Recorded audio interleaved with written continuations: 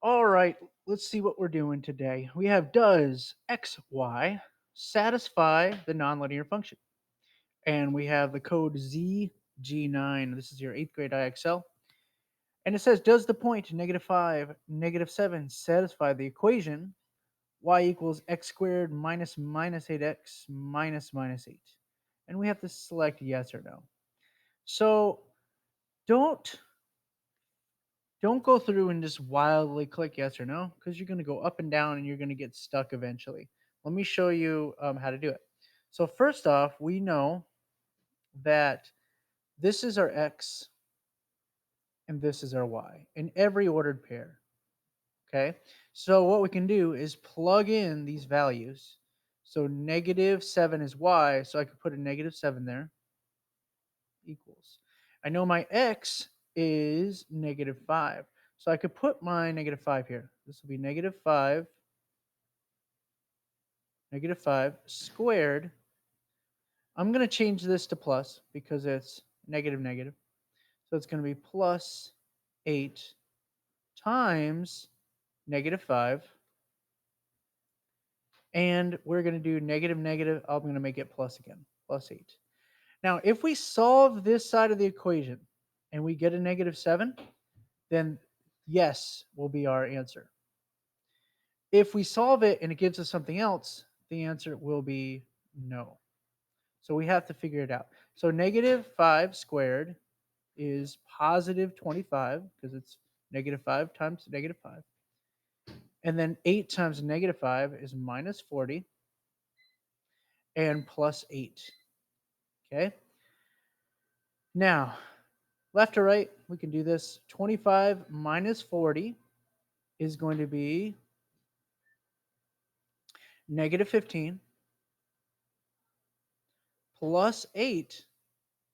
We subtract them, it's going to give us -7. Because remember, you different signs subtract, and then just ignore the signs. Which one's a bigger number? 15 is bigger, so it's going to be -7. So since we get the same thing on both sides, then yes, this does satisfy the equation.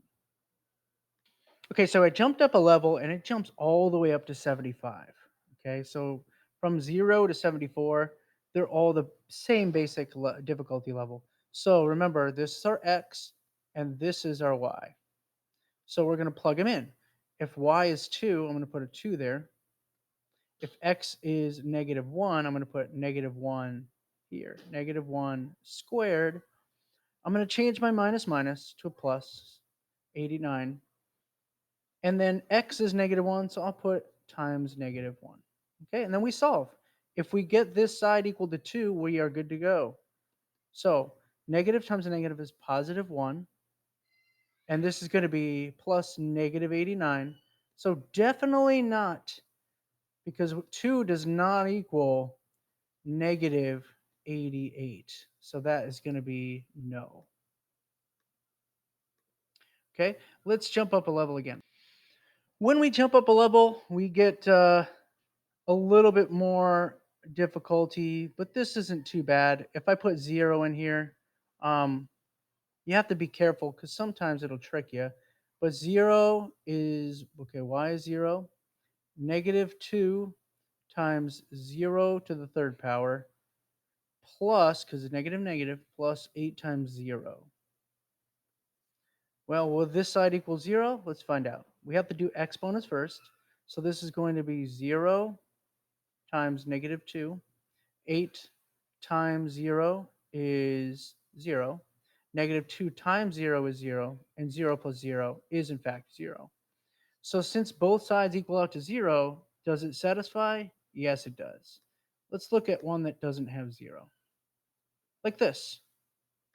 This one's pretty complicated. There's a lot of moving parts. So let's go ahead and plug in our x and our y. Okay. So y is -1, so let's put that there. X to the third, x is -6 to the third power. Minus is plus 5. We're going to put x is -6 squared plus 5 times, again, negative 6 is x, negative 6, and then minus 5. It's a lot of work, right? But let's figure it out. We're there. We're almost there at 100. So minus 1 equals. So this is the same thing as negative 6 times negative 6 times negative 6, right?